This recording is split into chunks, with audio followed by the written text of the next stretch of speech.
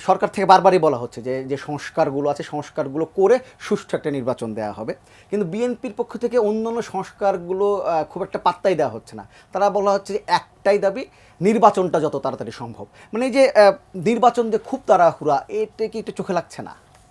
আপনাকে অসংখ্য ধন্যবাদ।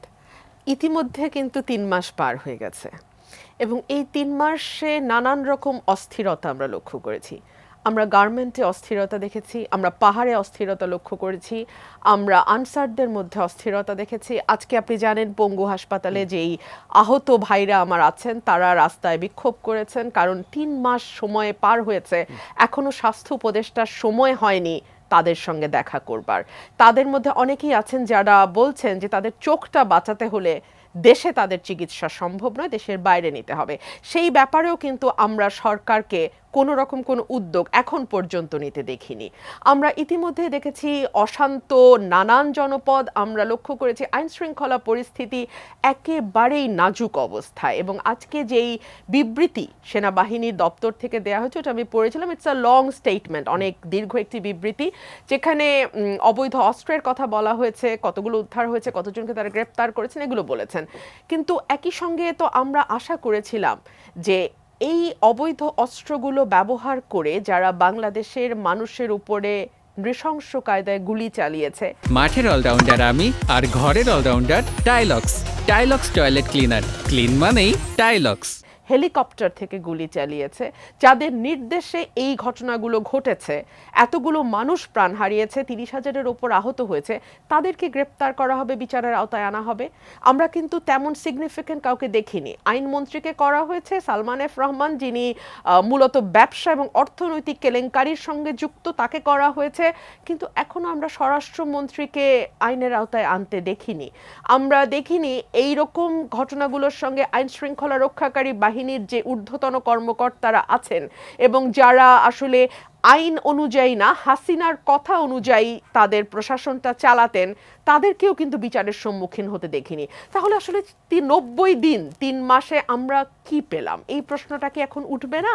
এবং রাজনৈতিক দলগুলো সে কারণেই বলেছে যে সংস্কার তো একটি ধারাবাহিক প্রক্রিয়া, সংস্কার একটি চলমান প্রক্রিয়া। যতদিন পর্যন্ত পৃথিবীর বুকে বাংলাদেশ থাকবে ততদিন পর্যন্ত কিছু না কিছু সংস্কার প্রতিদিনই হতেই থাকবে।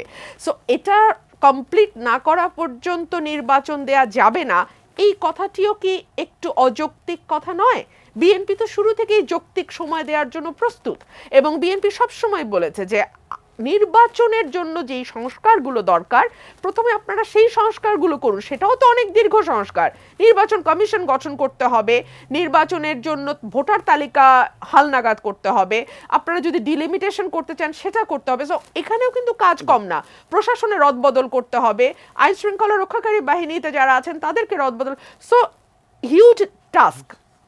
সেইগুলো না করে যখন আমরা দেখতে পাই যে কখনো ছবি টানানো নিয়ে একটা কেওস তৈরি করা হচ্ছে, রাষ্ট্রপতি থাকবে কি থাকবে না সেটা নিয়ে কেওস তৈরি করা হচ্ছে। দেখুন, রাষ্ট্রপতি শাহাবুদ্দিন থাকলেও যা, কলিমুদ্দিন আসলেও তা, বাংলাদেশের রাষ্ট্রপতিকে তেমন কোনো ক্ষমতাই দেয়া হয়নি। আর এখন যেই অবস্থা, তাতে কোনো রাষ্ট্রপতির সাহস হবে না জন আকাঙ্ক্ষার বাইরে গিয়ে ছবি টানানোর কথা বলছেন, ছবি টানানো নিয়ে বিএনপিও বিতর্কে পড়ে যাচ্ছে। রিজভী সাহেব যে মন্তব্য করলেন, পরে আবার তাকে বিবৃতি দিয়ে সেটি অস্বীকার করতে হচ্ছে। আপনি আমাকে একটা কথা বলেন তো, একটি ছবি টানানো বা নামানো এটা কি একজন মন্ত্রী পদমর্যাদার উপদেষ্টার কাজ হতে পারে? এক।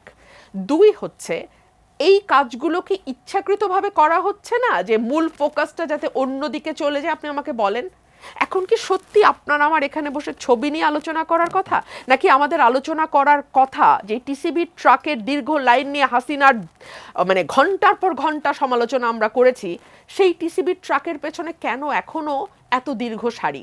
কেন এখনো সাধারণ মানুষের হাতের নাগালে দ্রব্যমূল্য আসছে না? কেন সিন্ডিকেট ভাঙার কথা বলা হলেও সিন্ডিকেট এই সরকার ভাঙতে পারছে না? সিন্ডিকেট ভাঙাটা এভাবে করা যায় না। অলিগোপলির ক্ষেত্রে যা হয়, আরও নতুন ব্যবসায়ীকে আনতে হয়, প্রণোদনা দিয়ে আনেন, ট্যাক্স মৌকুফ করে আনেন, তাদেরকে সহজ শর্তে ঋণ দিয়ে আনেন, যেভাবেই আনেন আপনাকে নতুন বিজনেসম্যান এখানে আনতে হবে। তো এগুলো না করে আপনি ফাঁসি দিয়ে জরিমানা করে বা ম্যাজিস্ট্রেট দিয়ে ধরে আপনি কখনো দ্রব্যমূল্য দ্রব্যমূল্যকে আনতে পারবে না। সো এগুলো জনমানুষ যেগুলো নিয়ে চিন্তিত সেদিকে ফোকাস না করে আপনি ছবি বা রাষ্ট্রপতি নিয়ে কেন এত আবার অস্থির? আসবো আপনার কাছে।